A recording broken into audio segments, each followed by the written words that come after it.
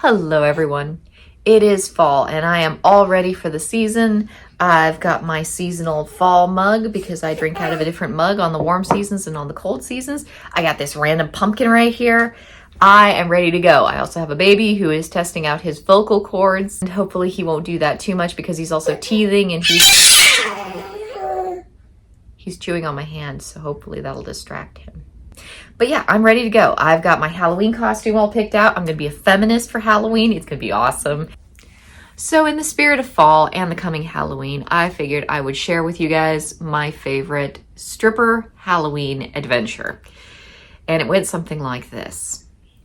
Back when I was a very, very new stripper, the first club I ever worked at was not a very friendly place. It was full of middle-aged dancers who did not enjoy having the competition. So when new, younger girls came in, they would drive them off. And this happened with more than just one girl. It wasn't just me. I watched it happen with other girls. I think they kind of tolerated me because my head was shaved. And so I wasn't that much competition to them. But they didn't like me and they made it very clear. And also I was just willing to put up with crap. So I would just sit there and they would treat me horribly. And I just sort of took it. Other girls would get tired of it and they'd leave. After about a year of being treated kind of like shit by the entire bar, I moved to a new club and the treatment that I got there was so different. The girls there were really kind and really supportive. They saw that I was a newbie and they were trying to kind of help me out and get me used to the job. And this one girl in particular, she just kind of took me under her wing and showed me the ropes and showed me how to make everything work and how to be a good exotic dancer. How to sell dances, how to talk to customers, how to thrive in the business. And that was a really wonderful thing. And that is something that I've seen in a lot of strip clubs. Like, yeah, you get your unfriendly strip clubs where everybody's just kind of a bitch. But there are also a lot of really good strip clubs where the dancers take care of each other because it's like nobody took care of a lot of us. Like a lot of us end up there because nobody cared about us. And so we care about each other. And I remember being in one club in New Orleans, and the point at which I stopped going to that club was the night that somebody stole one of the dancers' purses out of the changing room. So somebody who was a dancer went into the changing room, saw that she'd left her purse on the changing room table when she went to go on stage, and she just forgot it. She wasn't thinking, and they stole it. And I was like, wait a minute. I mean, if we're taking from each other, then what's the point? Like, there's supposed to be some sort of community here, which is weird. I never really thought of it as a community, but that's kind of what it became. Like, every strip club has its own little tiny mini community. And a lot of the time, the dancers are supporting each other because we're outcasts. So this girl who took me under her wing, I know her dancer name, but I'm not going to use that because, because reasons. And so we'll call her Angel because she was just the sweetest, kindest, nicest person. Maybe not so great with handling alcohol, but the sweetest, kindest, nicest person. I honestly think that I would be doing well in my life if I ended up being as good of a person as she was. Like, she was just a good person. She made some mistakes, but she was a good person. And she worked really hard to be a good person. And really, that's all you can do. So Angel wanted me to come to her home in Portland, Oregon and dance with her. Please don't. She wanted me to come with her to Portland, Oregon and dance with her one Halloween. Like, she thought it would be really cool if the two of us went to Oregon for Halloween and got dressed up and danced at one of the clubs there. And there were a lot of clubs in Portland. And so, she thought it'd be really cool. And I hated my hometown. I hated my hometown a lot. And so I looked at it like, well, maybe Portland is the new place I'm going to call home, because I knew that I wasn't going to stay in my hometown. I knew I wasn't going to stay in my home state. It was always, how soon can I get out? How fast can I get out? And once I get out, where am I going to go? Ultimately, I ended up finding this place, and this is my home. But for a while, I was looking around. And one of the places I looked at, hey, Portland. Maybe that will be my home. So I was, pretty happy to go with her to Oregon. She said the only thing that I needed to be aware of was that she had her boyfriend living with her and a bunch of his friends, and they were all gutter punks. And they had a band together, and I was like, okay, so I don't know what gutter punk is. It must be some sort of music, kind of like, you know, heavy metal or goth music or something like that. So, you know, punk, I've heard of punk rock, so maybe that's what it is. And I thought, well, you know, that's not so bad. Maybe they have like a weird makeup style or something, and probably a lot of musical references I don't get, like, you know, weird, offbeat, kind of strange, sort of maybe really morbid humor, you know, stuff like that. That happens with musicians, and like, that's fine. And so I didn't see any problem. Like, she wanted to go and stay at her house, and we'd crash there, and then we'd go dancing. I got all my gear assembled in a suitcase, and I was like, I am ready to go. Let's do this. And so we got on a bus, and we took the bus from my hometown across several states to Portland, Oregon. And it was really pleasant, honestly. We had a great bus ride. I remember we stopped at this one little restaurant, we got some food, and I was looking around. There were pine trees everywhere, and there were like kind of these misty sort of mountains, and it was like really beautiful. And I was like, this is gorgeous. I mean, maybe this is home. Like, this is really pretty. I like this. And so then we got to Portland, and we finally hit our final stop. We're at the bus stop, like this like kind of big bus station. It's like a Greyhound station or something. I think that like maybe the bus stop and the train station were the same thing. I don't really know, but we ended up in this kind of big building, and she excused herself to go to the bathroom, and went to the bathroom and came out with 2 big wads of toilet paper. One for her and one for me, like wads of toilet paper from the public restroom. That was my first indication. That was my first real warning sign that maybe this trip wasn't going to run as smoothly as I had anticipated. Now, she hands me a big wad of toilet paper and says, yeah, we're all out at home, so you're gonna need this. And my first reaction was, wait a minute, you guys don't have toilet paper? My second reaction was, she has a 17-year-old son. Of course they don't have toilet paper in their house. I mean, she's living with a boy. She's been gone for a week working and traveling. She's probably coming home and finding the house kind of trashed because he's a 17-year-old boy. If they ran out of toilet paper, he didn't buy more. So I get it, whatever. So I grab my big wad of toilet paper and put it in with the rest of my supplies, you know, tuck it away nice and safe and don't think much about it, you know. So then we take another bus that drives from the main station to their house. And we get there, and she says, okay, this is it. And they open the door, and the smell hits me. And it was like, holy crap, what the hell is that? Oh, that's not good. So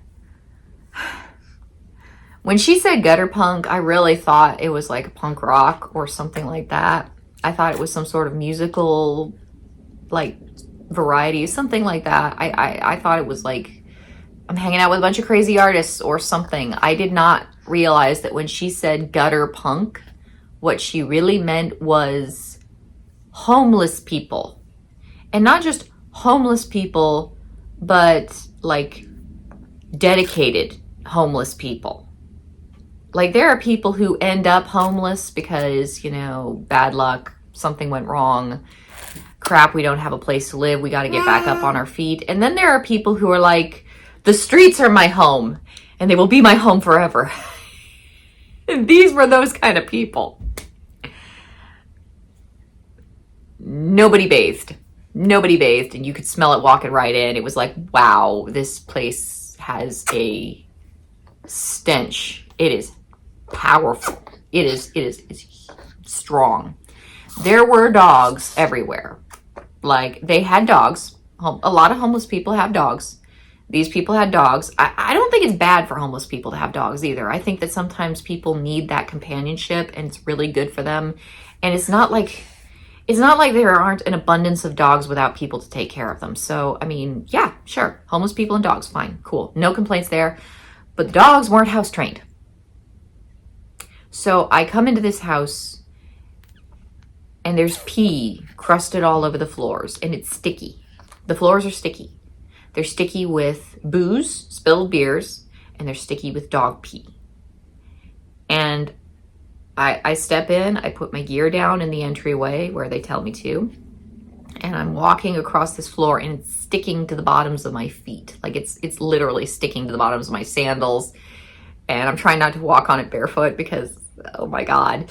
And so I've got flip-flops and my flip-flops are sticking with every step. Pull, stick, every step of the way. And I'm like, oh, this is not great. Now, one of the things I forgot to mention, because, I mean, this is a long time ago. This has been like, God, has it been 15 years yet? I think it's been more than 15 years, something like that, 15, 16 years since this happened.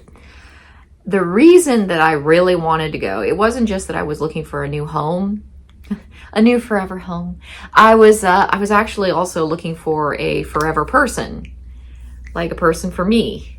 And she sent me, she texted me, and I'm kind of an ethnicity that's a little bit not as common.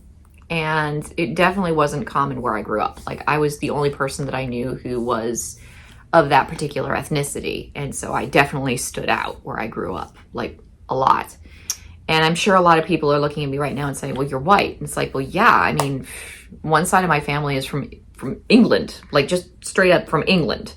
Like one whole half of my family tree is all just straight from England or Wales, that area. And so like, I'd say, what was it? Doing the math, going back, one half of me, pure English and Welsh. The other half of me, other, definitely totally different story. So anyway, she had a friend, one of these guys, and she's like, oh my gosh, he's too. And I was like, oh, that's awesome. That's awesome, you know? And she's like, oh, you guys would make such a great couple. I was like, oh, that's awesome too. Cause like, I'm single, I'm in the market. I'm trying to find a person for me. That's awesome. And she sends me this picture. And I remember looking at the picture and just being like, ooh, okay, maybe it's just not a good picture. Cause no. And she's like, he has blue eyes. I'm like, yeah, he's got blue eyes and yeah, he's lovely. No, maybe it's just a bad picture. Like that is the sloppiest looking dude I've ever seen in my life, but maybe it's just a bad picture, right? And so when I arrived there, I was hoping to meet this guy who hopefully would be a hell of a lot better looking in person than he was in his picture. And then I met him. We got a no-go on this one. We got an instant no-go. I took one look at him and it was like, yeah, no, no, sorry, no.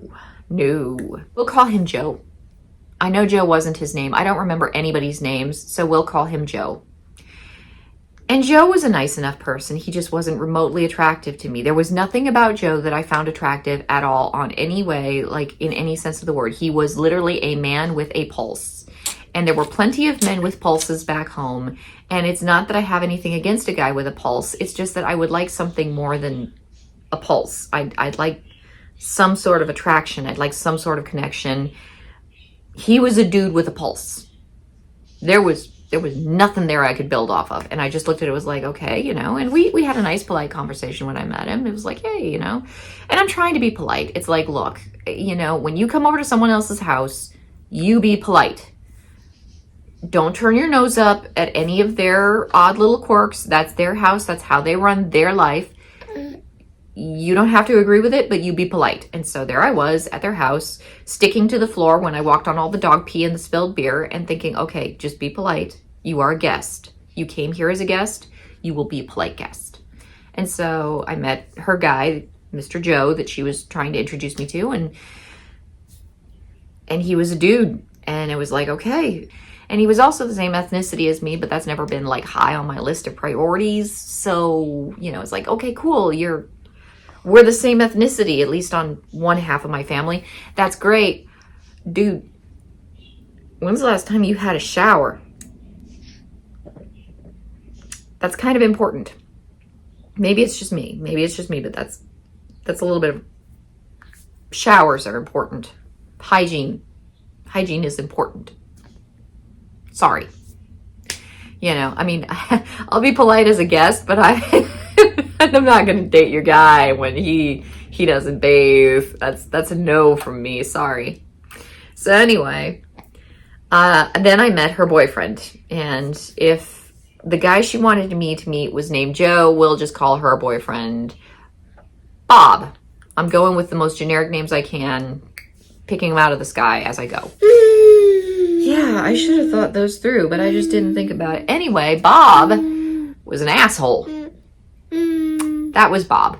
Bob was a complete, out of control, sociopathic, alcoholic piece of shit. I'm not saying all homeless people are pieces of shit. I'm saying Bob was a piece of shit, just to be clear. And so right away, Bob comes up, offers me a beer. I say, I'm sorry, I don't drink, sorry. And he's like, what, you think you're too good to drink with us? And it's like, no, I don't drink alcohol. I'm sorry. Well, Bob had a problem with that. Seems like a lot of people have a problem with that. And it was like, okay, well, we're off to a great start. Your house smells like dog piss and unwashed homeless people, and your boyfriend hates my guts because I won't have a beer with him. This is rocky. But we're going to be fine.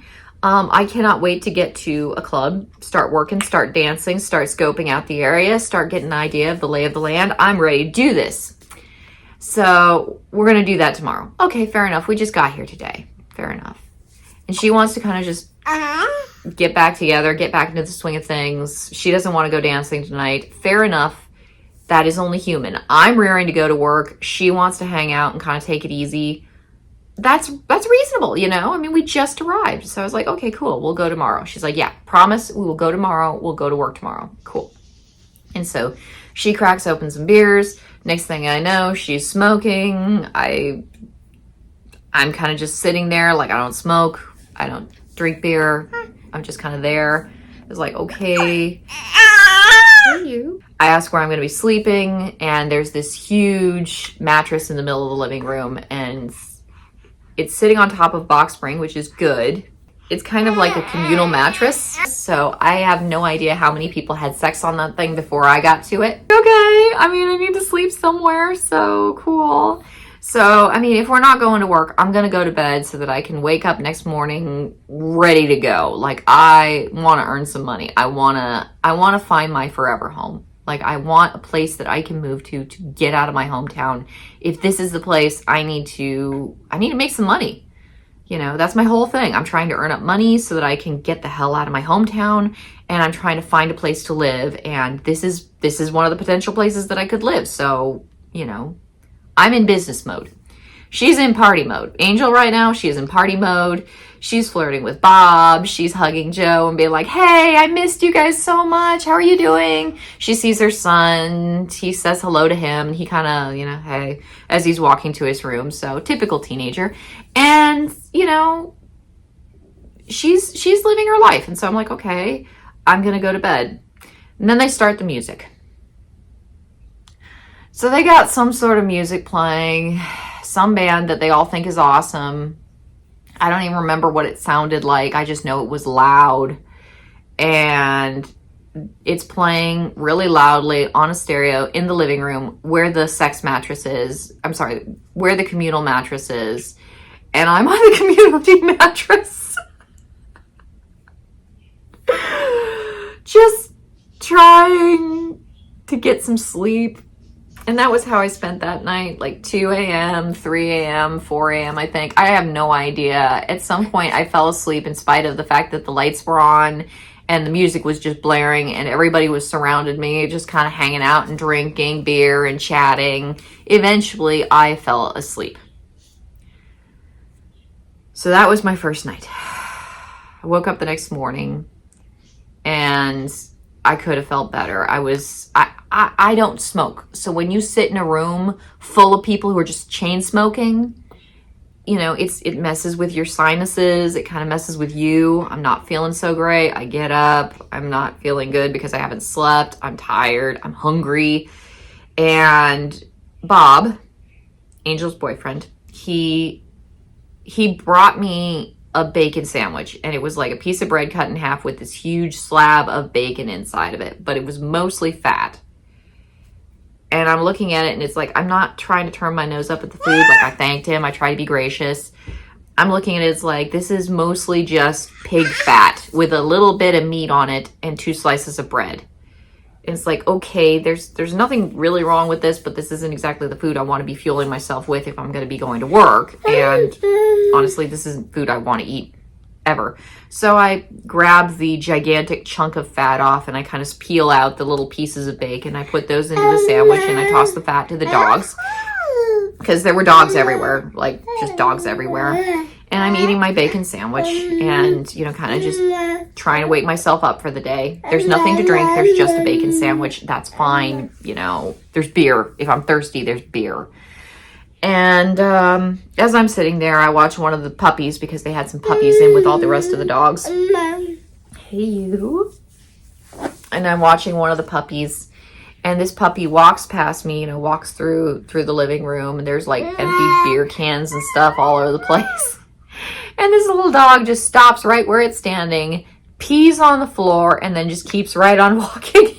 Just looking at it like, all right, this is an adventure. People go on adventures. Before too much longer, Angel comes up. She's like, hey, we're going to go to this concert tonight. Do you want to go to this concert? I was like, oh, I thought we were going to be working. She's like, yeah, but I mean, come on. We've got this whole week. Please come to the concert and then we can go tomorrow to work tomorrow. I was like, okay, fine.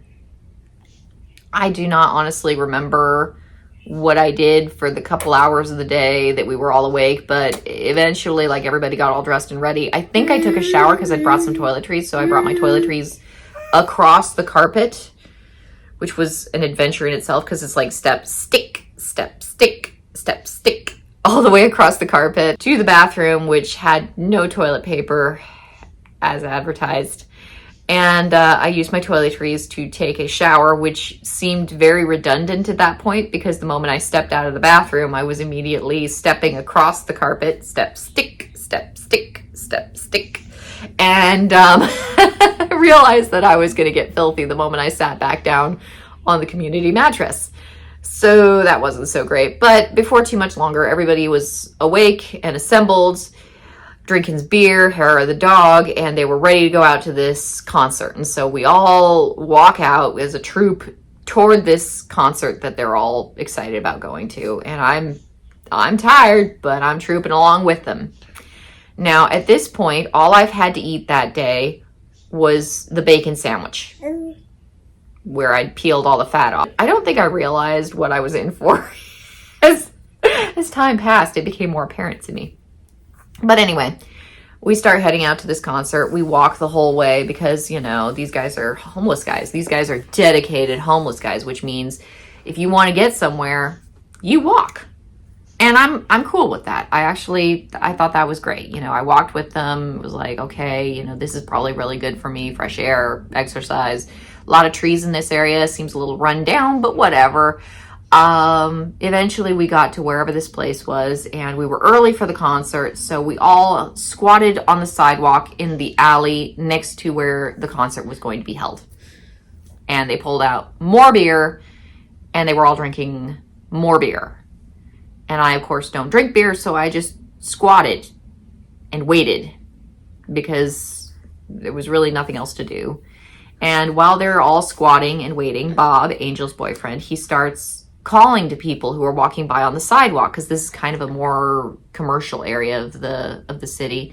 He starts calling to people who are walking by on the sidewalk, hey, can you give me some change so I can drink myself to death? And naturally, nobody seems particularly comfortable with giving Bob any money. I should mention one thing about the way Bob looked.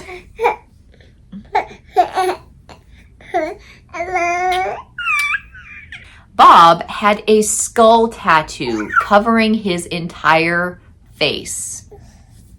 A skull, like his whole face, tattooed to look like a big skull. And I don't want to sound like my grandma, but seriously, dude, what the hell? The thing with Bob was he liked to drink. He liked to drink all the time. And so what he would do is he would get out of jail, find some people to kind of latch onto, like the sociopathic piece of shit he was, drink away as much of their money as they were willing to tolerate. And then when they finally got sick of his shit, he'd go commit some minor crime so he could get sent back to jail, so he could get the methadone at the jail up until the point that he got kicked out of the jail again, back onto the streets, where he would go find some other hapless person to latch onto and leech off of until eventually the money dried up there too. So naturally, his relationship with Angel was unhealthy, to say the least. Anyway, so we're all squatting on the street, and I mean, I was starting to get a little bit tired because I can squat, and I mean, back then I was a contortionist, so squatting was not a problem. I could totally just squat down and just hang out there. And I didn't want to like sit my butt down in the alleyway because it was really, really filthy, and there was like chewed up wads of gum everywhere, and I just didn't really want to do that. And so I'm squatting the whole time. And eventually, if you squat long enough, your legs start to get tired. So I'm sitting there. I haven't slept. I haven't had anything to drink since we arrived last night. I only ate that bacon sandwich, and I'm starting to get a little bit tired, and my muscles are starting to get a little bit sore. And it's just like, okay, just push through it. Just power through this. We're going to get through this.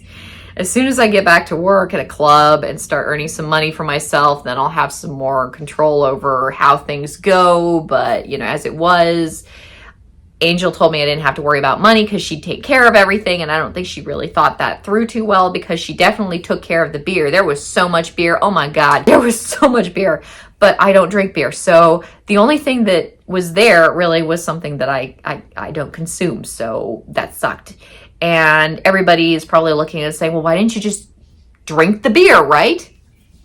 And I talked with some people about that, you know, because I was like, you know, I know everybody kept on looking at me like, you idiot, there was beer. Why didn't you just drink the beer?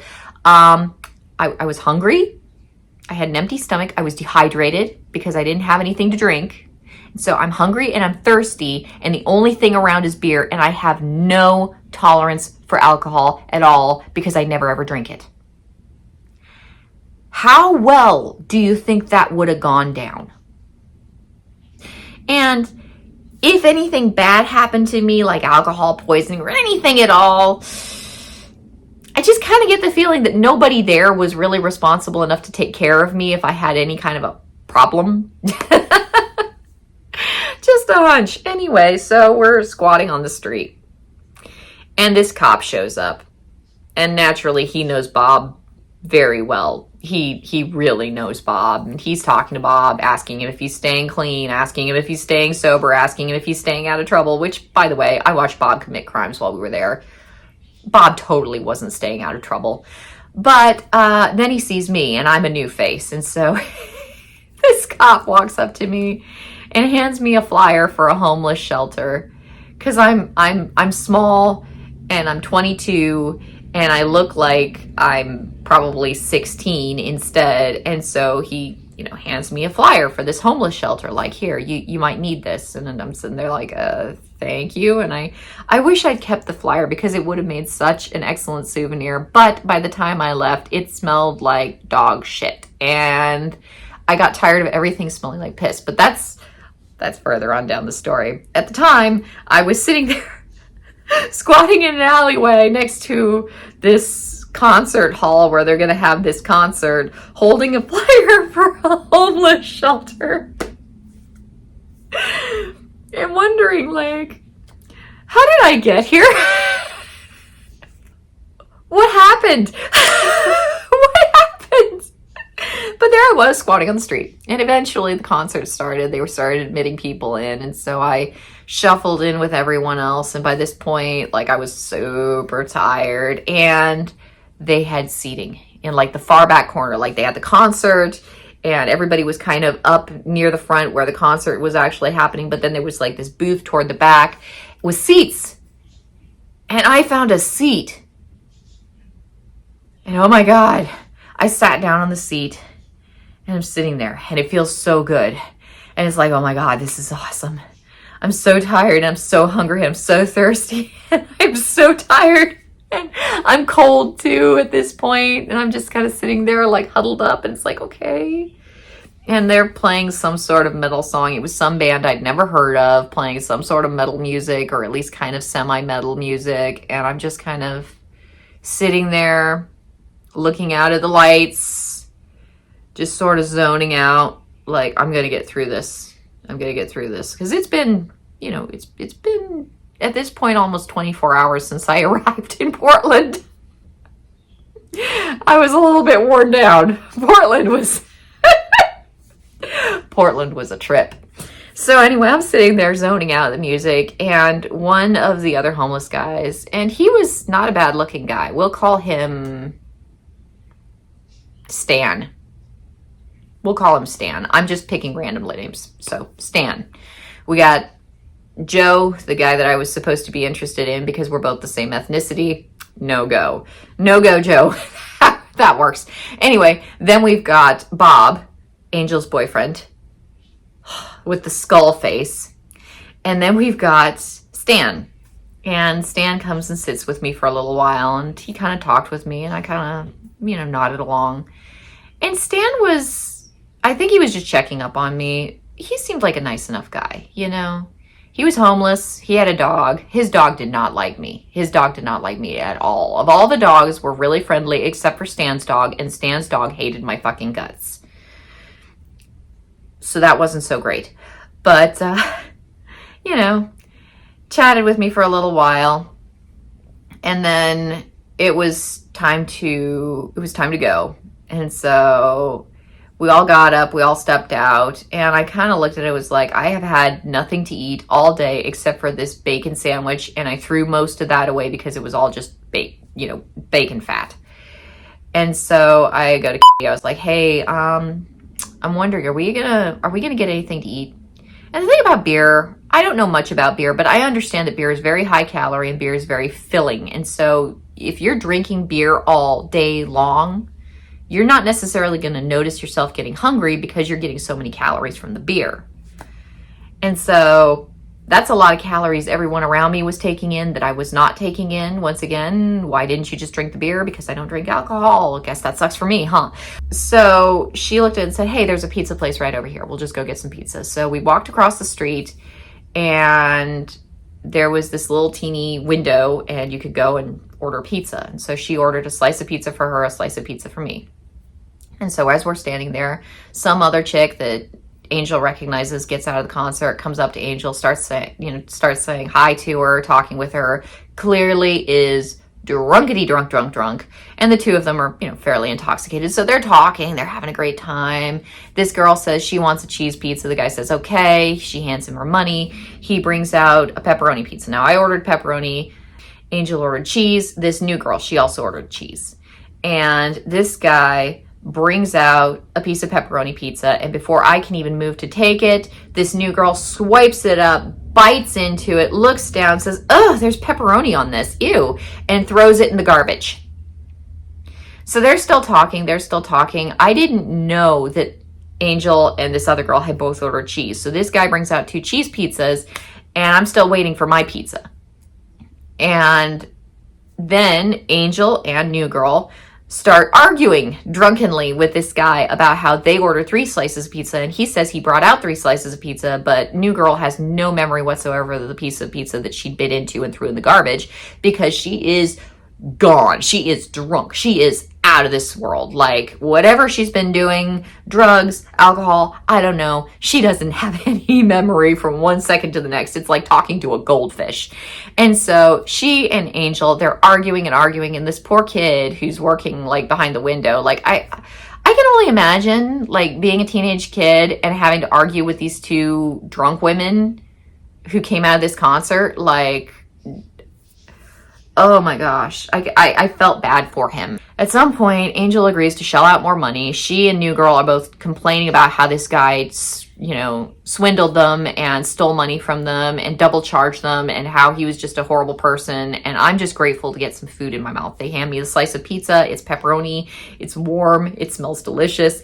I'm like shoveling this thing into my mouth. And then it's kind of like, okay, try and savor each bite. So I'm trying to savor each bite. Like, okay, we're still getting through this, okay? As soon as I get to a strip club, get some cash on hand, I'm gonna buy myself some food, I'll be fine. I'll get myself like a soda or something. I'll be fine. Once I get to a strip club, I'm set. I just need to get my ass to a strip club, okay? So anyway, we start trooping back, the whole gang of us. Me, Angel, and all the homeless guys. We're all heading back to Angel's house, which she is renting from some very unfortunate people who at some point must have come in and realized that she completely destroyed the place. Like, it was a pretty house. It had beautiful structure. I loved the arched doorways. It was a really, really, like, architecturally very pretty house. And then Angel and her friends got to it. And I mean, I love Angel. Angel was a sweet, sweet person, a very kind person. But my God, did they ruin that house. Anyway, so we all started trooping back to Angel's house. And as we're starting to head in that direction, and I'm savoring my pizza and trying to make it, you know, really last, one of the homeless guys gets into a fight with some other guy who punches him in the face and rips out his nose ring.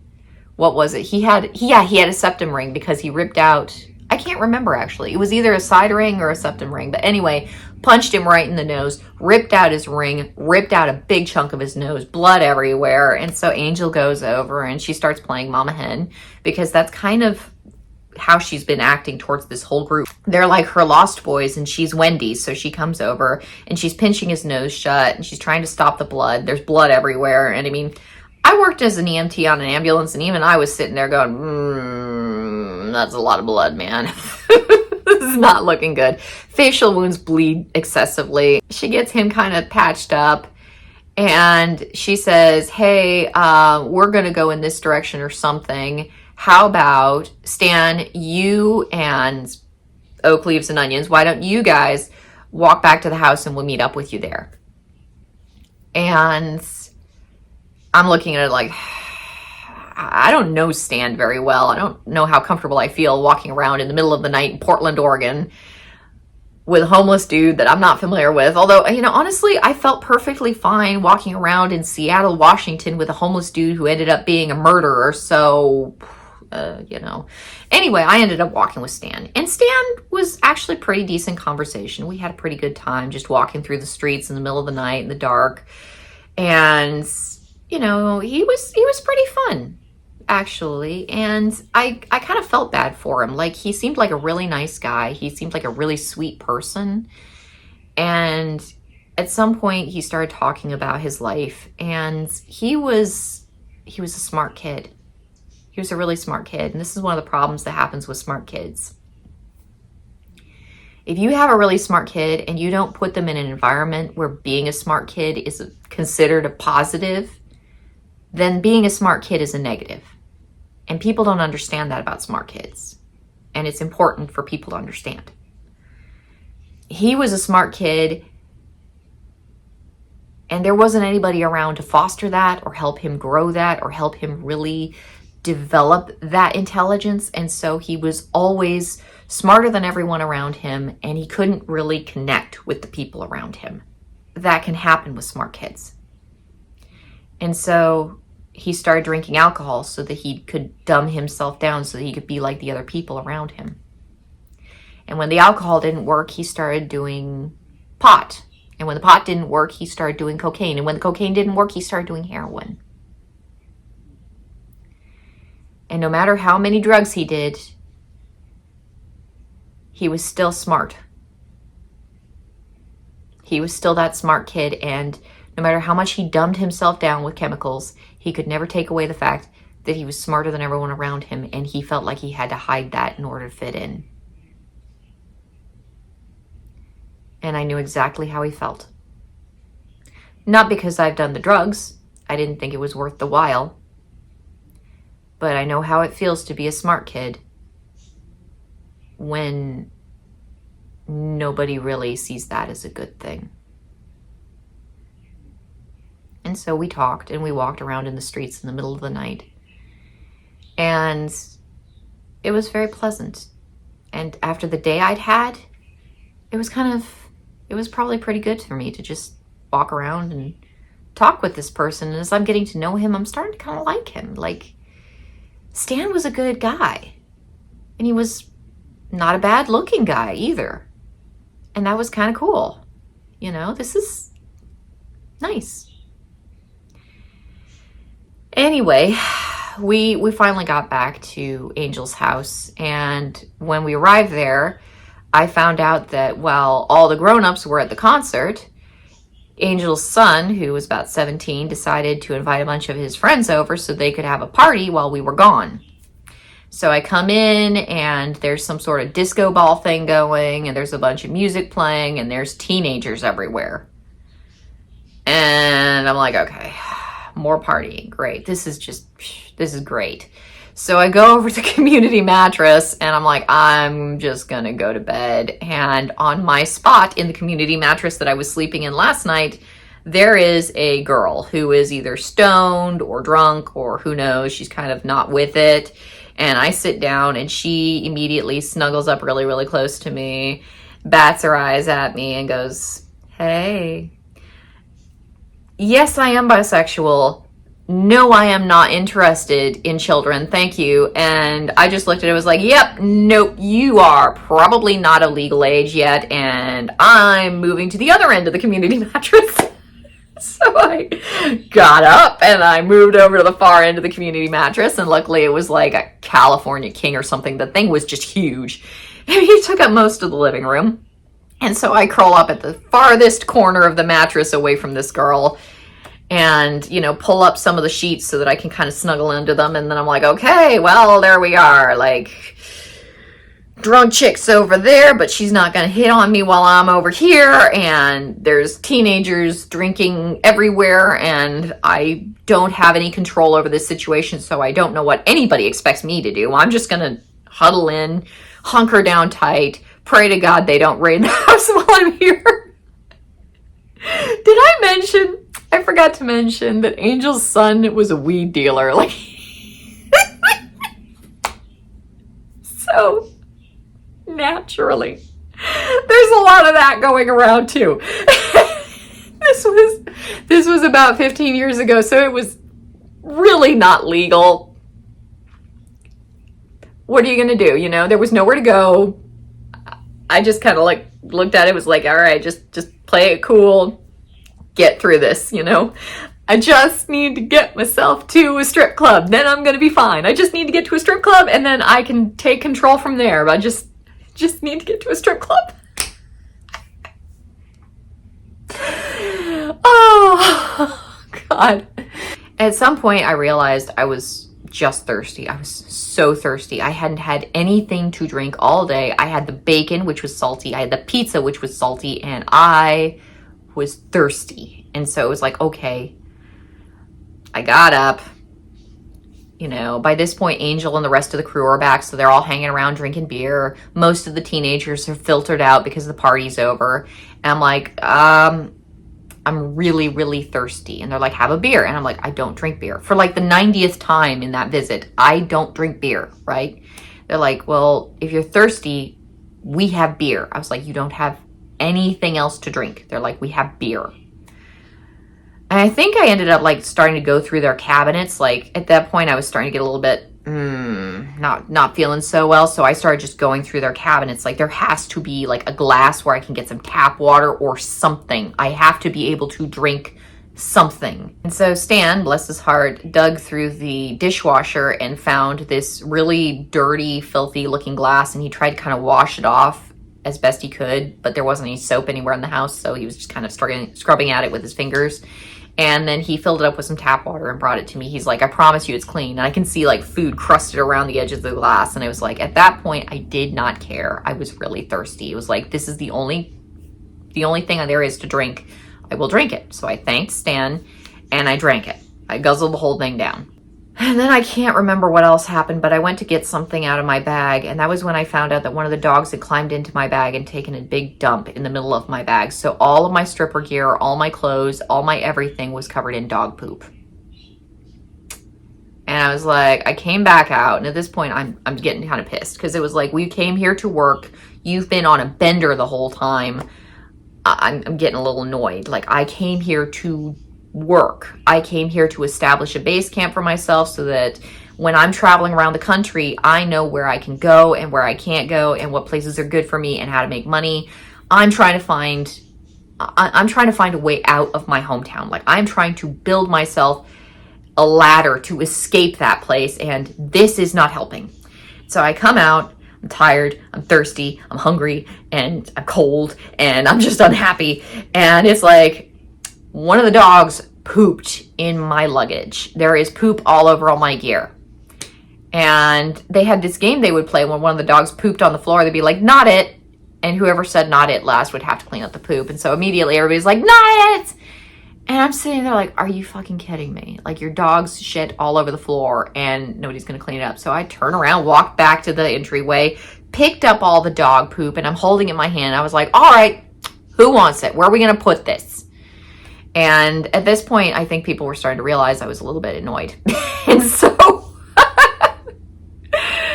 Stan comes over again. He's like, it's okay. Just hand it to me. I'll take it. I think I went and dug up some soap and washed off my hands. So, you know, it was fine. It was not great, but it was fine. So then I went back to the community mattress because it was like, oh, screw this. I am tired. I am just so fed up and so tired. I curl up in the community mattress and I'm lying there and the music is playing and I'm trying to drown out the music so that I can fall asleep because hopefully I can just get through this. And all of a sudden I feel something, and it's Stan, and he's climbed into the mattress and curled up next to me and cuddled up against me. And he wasn't being like pushy or grabby or anything like that. Like, you know how some guys, they just don't take no for an answer? He was totally being as gentle as possible, but he was just cuddling with me. And I looked at it, it was like,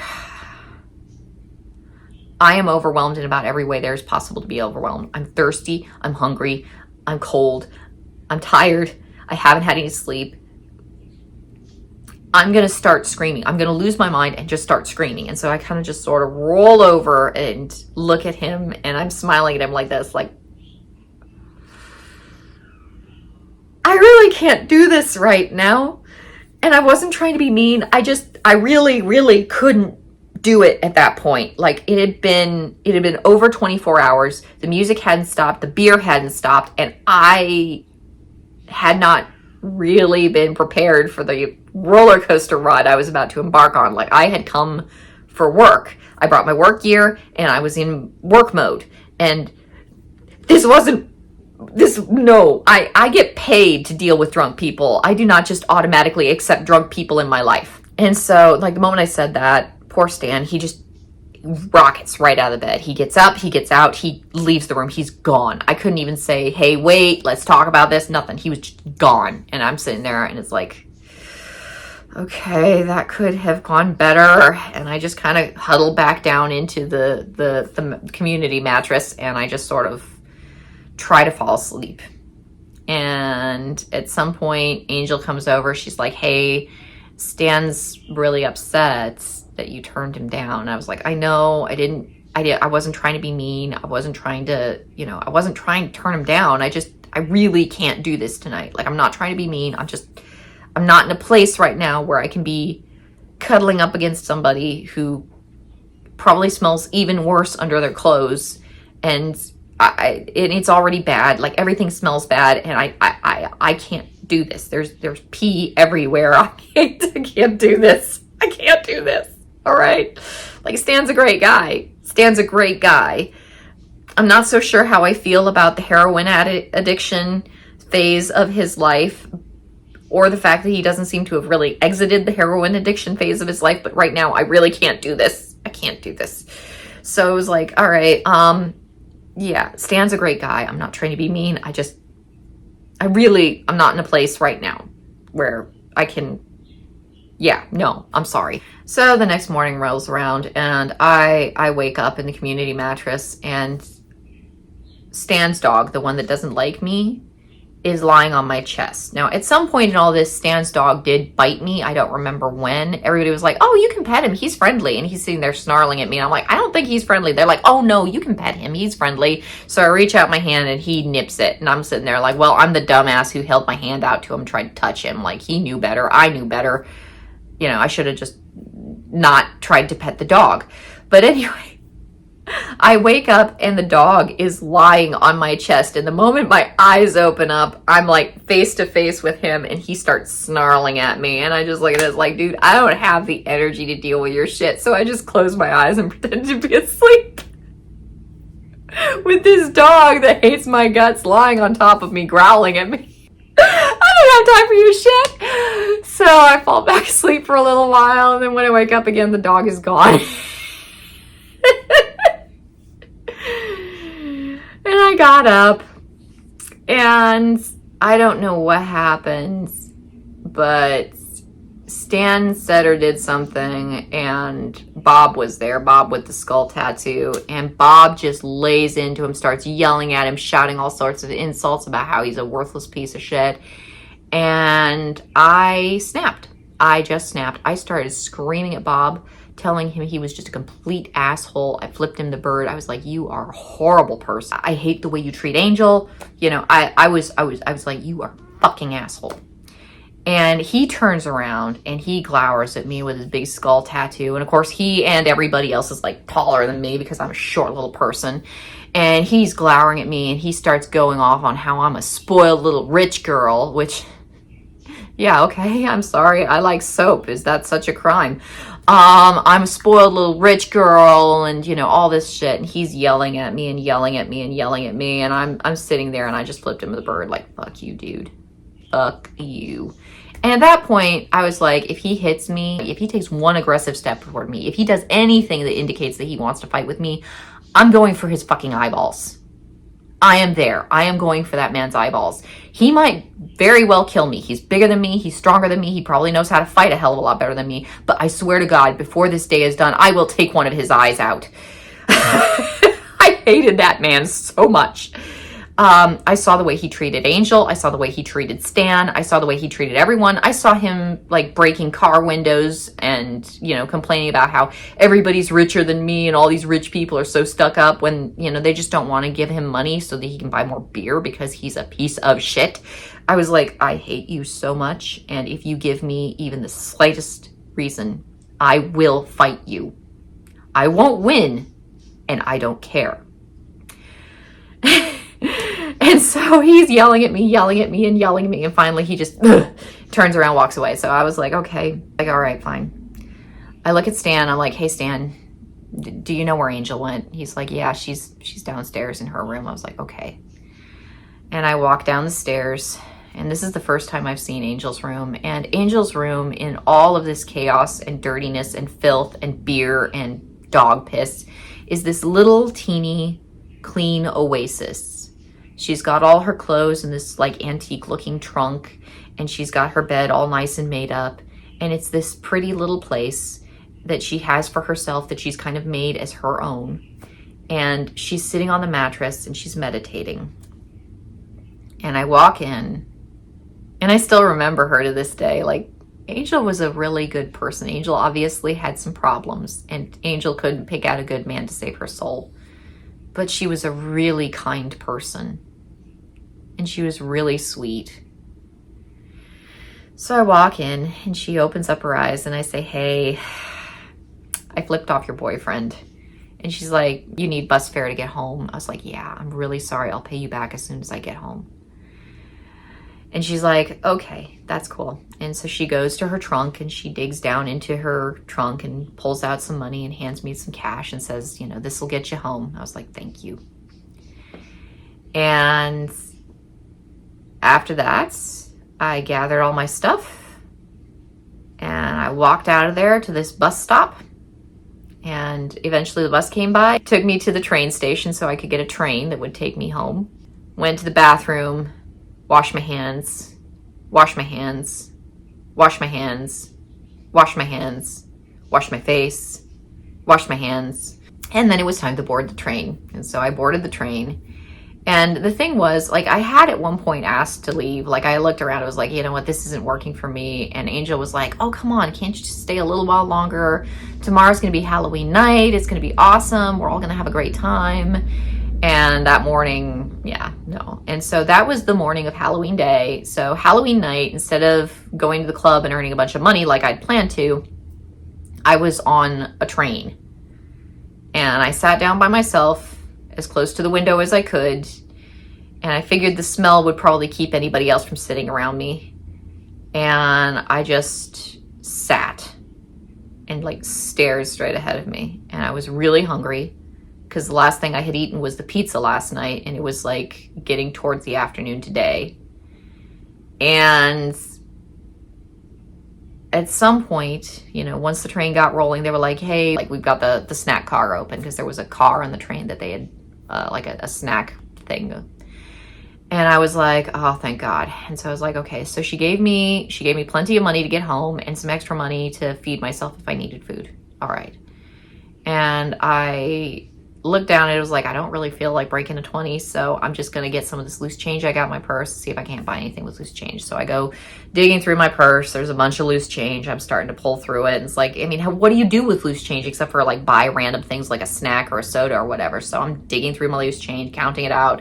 And all of a sudden, the lady in the booth across from me, so you got the train, you got the 2 rows of booths, and, you know, there was a booth across from mine, and this lady, she kind of leans over and says, hey, honey, I can buy your food if you're hungry. I can buy you food. And I looked around, I realized that I'm sitting in this dirty hoodie, dirty pants. I've got this dirty bag that I've got, you know, this dirty suitcase I've got all my stuff in. I smell like dog shit and unwashed human. Like, I smell so bad. Like, I could not get rid of the smell. And I looked like a homeless person. And so this lady, she's looking at me, and she's like, she thought I was a homeless person. Same thing with the cop who handed me the little flyer for the homeless shelter. Like, you're homeless, I can give you some food. Like, you don't have to use the last of your change. And I'm sitting there like, I looked at her, I was like, no, I'm okay. Really, I'm all right. She's like, no, let me do this for you. And I'm like, I've had a hard enough time the last couple days. It's been a few nights since I've had any kind of decent sleep without loud music blaring or lights on. And food has been kind of iffy, and drinks have been really iffy. If you want to buy me some food, I'm not going to fight you on that. I'm okay with that. That's fine. All right, sure. Yeah. So I thanked her profusely, and the 2 of us went to the snack cart together, and I'm sitting there like, okay, it's been a while since I've eaten. I'm not sure how stable my stomach is right now. Like, my stomach is probably not doing the best. And so I was like, okay, I think they had ramen. I didn't want to eat anything heavy like a hot dog. Like, the idea was just kind of like, no. They had ramen, and so I was like, I'll have 1 cup of ramen. And then I saw a Coke, and I was like, oh, a Coke would be nice. So I got an ice cold Coke, and I got a hot bowl of soup, and I was like, this looks good. And she's looking at me, she's like, are you sure you don't want anything else? I was like, no, this is perfect. So we went to like the little dining area on the snack car where they had these huge windows, and you could just watch everything as it drove by. And I'm sitting there at the little table in the dining car, and I've got my little thing of soup and my little, you know, Coke. I'm sipping at this, and I'm talking with this lady and trying to make polite conversation because she fed me. The least I can do is be, you know, friendly and polite to her. And I'm eating my ramen, and it's like that first taste of ramen was just like, oh my God, this is good. This is really, really, really good. Like, oh my God. And, you know, I'm drinking my ramen, and I'm taking little sips of my cola, and it's like, this is good. This is good. I needed this. And so, you know, eventually I finished up my food. She asked me if I want anything else. I was like, no, this is all perfect. This feels perfect. I feel like I'm in a good place right now. This is nice. This is exactly what the doctor ordered. We go back down. I find my seat, and I sit down there with my suitcase that smells heavily of dog shit. I smell heavily of dog shit. And, you know, I'm sitting there, and it's like, okay, well, I guess I'm just going to spend Halloween sitting on this train car waiting to get home. And I got to my parents' house. You know, they came and picked me up from the train station. I apologized for the smell. And they drove me home. And that was my Halloween. I could have spent it at the strip club earning money, but instead, I got home in one piece, and that was good. So I, got home, I went straight to their bathroom, and I showered, and I washed myself off with soap, and then I rinsed myself, and then I washed myself off with soap, and then I rinsed myself, and I did that a few times, and the smell just never really quite went away, and it was like, oh God, how long is this gonna linger? I washed my hair so many times because the smell of the cigarettes, and the dog smell, and the unwashed human smell. Like, imagine if you took an entire Greyhound bus and distilled that odor down into like one little teeny droplet, and then you filled a bathtub with it. That's what we're talking about here, man. It was potent. And so, finally I finished washing off and showering off. I reached that point where I realized that it didn't matter how much soap I got into myself. Eventually the smell was just kind of stuck to me, and it was going to take a few days to go away in multiple showers. And so I came out, and my parents offered me a slice of pumpkin pie, and I was looking and it was like, I don't know if I can eat right now, but I'm going to try. And so I got my slice of pumpkin pie, and I think I got a big glass of milk to go with it. And I'm carefully eating the pumpkin pie, one little bite at a time. And it was heavy, like it was really sugary. Like the sugar hit me like a ton of bricks. Like it was like, whoa. If you ever want to know how much sugar is in sugary food, just don't eat anything for a few days. And then when you do eat sugar, it's like, oh, wow, that's packs a punch. I eat my pumpkin pie, and I told them about some of my adventures, it basically kind of glossed over it. Like, yeah, it wasn't a good place. They went on a bender, and I ended up not getting any work done, and so I had to go home. And I got together a bunch of money, and next time Angel showed up in town, because Angel would travel to work, she did a circuit. I gave her back the money, and I thanked her for having me over at her house, and I told her that her boyfriend was a piece of shit, and the sooner she broke up with him, the better. And it was like, yeah, I'm not gonna be shy about that. Your boyfriend's a piece of shit. The sooner you break up with him, the better. And she was like, yeah, it was probably good that you left when you did. These guys from a rival gang, they showed up, and they had a gun. They were kind of waving around because they didn't like the fact that my son was dealing drugs in their turf, and you probably wouldn't have enjoyed that. And I'm sitting there like, yes, Angel, I probably wouldn't have enjoyed that. Thank you. Oh, so that was my Halloween. That was the second weirdest Halloween I ever had. But it was an adventure. I never found out what happened to Stan. I never really heard from him again. And eventually I lost track of Angel. But she did get to meet my husband before I left my hometown and never came back. I had come back to visit so that he could meet my family, which he met my family, and then there was just never any reason to ever return. And so I haven't. It's been about 13 or 14 years now. I hope this is a fun Halloween story for you guys. It's kind of weird, kind of crazy. You would think that I would look back at that and be like, oh my God, that was just like the most horrible experience ever. But really, I look back and I think that was a trip, man. That was an adventure. There was a lot of crazy on that one. I cannot say my life has been boring, and that is a good thing. Hopefully this has been entertaining for you. I wish you all a very happy Halloween. Hopefully I post again before Halloween. It's the beginning of fall. It's not Halloween yet. But again, I already have my feminist costume all set up. I hope you're all in good health, and I will talk to you guys later.